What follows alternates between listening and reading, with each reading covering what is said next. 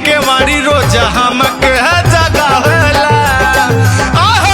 आधी आधी रतिया की दारू पी के आवेला, पीट के केवाड़ी रोज हमके जगावेला। ए अम्मा जी बोला ए बहू का कहत रो? कहा तानी कि है देखा रोज पी के आवेलन, अब 12 बजे 2 बजे रात रात के हमके जगावेले।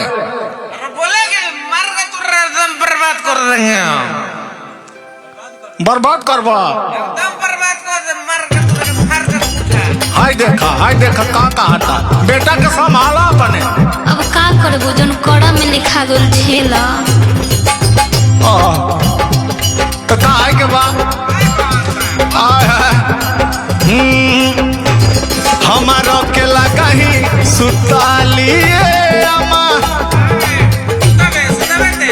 सुतबे। हमारो के लगाही सुतालिए अम्मा, और बेटा और पी के रोजा कहरिले डरामा।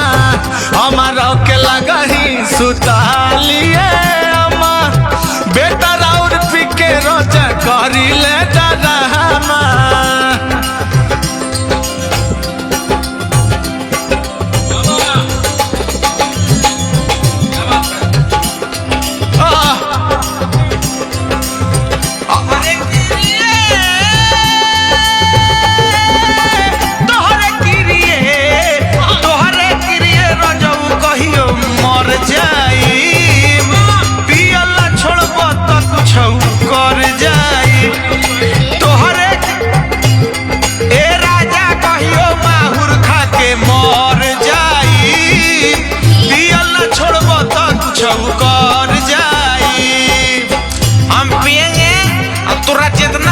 पैसा बन निकल का सब उड़ा दे।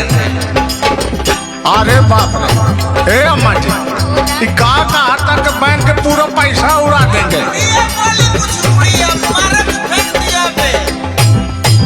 बुढ़िया देखा हमारे अम्मा जी के मत मारी, हमके मारना चली। अरे अम्मा जी के नाम मारे तो तू मरवाई बू। हे भगवान का कहा था दारू पियले बा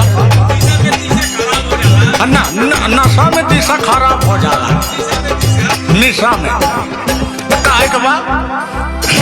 अरे अरे आधी आधी रतिया की दारू पी के आवेला, अरे पीट के केवाड़ी रोज हमके जगावेला।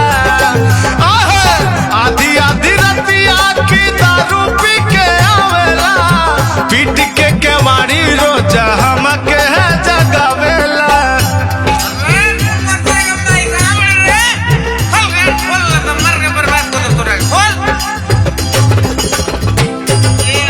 लागत के पूरा मोहल्ला वाले के डिस्टर्ब करी।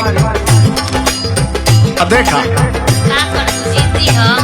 का करबू जिद्दी ह झेले के तो पड़बे करे। देखा दारू ऐसा लड़का पैदा कैले बारू तू, तो हमसे काहे कतरा जाके बुढ़ऊ से कह ना। कुल बीमारी बुढ़वा के बा। ठीक बा जाता नहीं पूछता नहीं। आधी आधी रतिया की दारू पी के आवेला, पीट के केवाड़ी रोजा हमके जगावेला। पीट के केवाड़ी रोजा हमके जगावेला। अम्मा जी अरे मारे खातिर लेके दौड़ा सब बसवा के खम्हा, पूरा कुछ देले बा। हम कुछ देता नहीं, टेंशन मतलब। हाँ मारे खातिर लेके दौड़ा सब बसवा के खम्हा, बेटा और पी के रोजा कहरिले डरामा।